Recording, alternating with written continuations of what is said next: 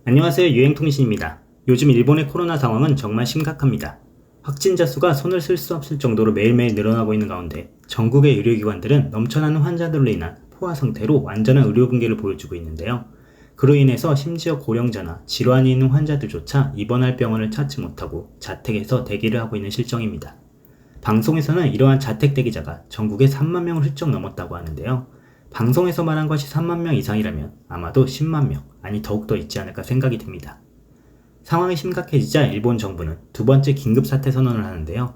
문제는 이 긴급사태 선언이 전혀 효과를 보지 못하고 있는 상황이라는 겁니다. 첫 번째 긴급사태 선언 때는 국민들이 조금 움직이는 듯 했지만 두 번째는 전혀 움직이지 않고 있습니다. 일본의 정부의 대응을 보면 그럴만도 한데요.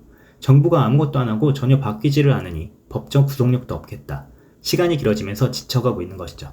거기에 더불어 일본 정치인들의 행동들이 더욱더 일본인들의 맥을 빠지게 한답니다. 정말 이러한 시기에 나이도 지긋하신 양반들이 무슨 생각으로 그러는지 정말 이해가 안 되는데요.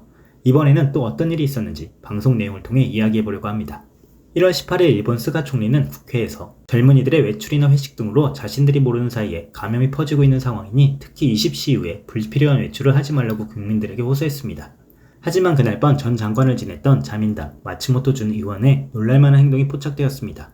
외출 자제가 가장 강하게 요구되는 오후 9시 반경 긴자이 고급 클럽에서 마스크도 착용하지 않은 채 미소를 지으며 나오는 모습이 데일리 신조에 포착된 것인데요. 기사에 따르면 마츠모토 의원은 이날 오후 6시경부터 이탈리아 요리점에서 식사를 하고 오후 9시경에 찾아간 곳은 긴자이 클럽. 그곳에서 30분경을 머무르다 또 다른 클럽으로 이동하여 나온 것은 11시 20분경이었다고 합니다. 데일리 신조의 취재에 마츠모토 의원은 술은 차 대신이었다 라는 말도 안 되는 변명을 했는데요. 정말 대단하죠. 이번에 문제가 된 것은 이 사람뿐만이 아닌데요. 1월 22일 역시 여당의 도오야마 의원도 오후 8시에 지인 2명과 함께 식사를 한 후 오후 11시가 넘게까지 긴자이 고급 클럽에 갔다가 걸렸습니다. 취재에 대해서 이분이 하는 말도 좀 재미있는데요. 술을 마셨나는 질문에 식사 때는 조금 마셨지만 긴자이 클럽에서는 마시지 않았다. 접대를 받는 가게라는 것을 알았냐는 질문에 갈 때까지 몰랐는데 도착을 하고 나서 알았다. 옆에 여성을 앉는 가게라고 인식하셨냐는 질문에 자기는 처음 그런 곳에 가서 잘 모르겠다 하고 대답을 했습니다.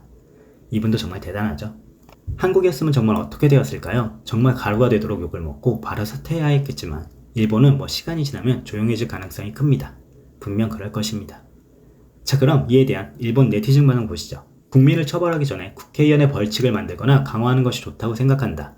특히 자금관리, 명세서, 영수증 등을 제출하라고 하고 체포되면 세비 지급을 중지해라.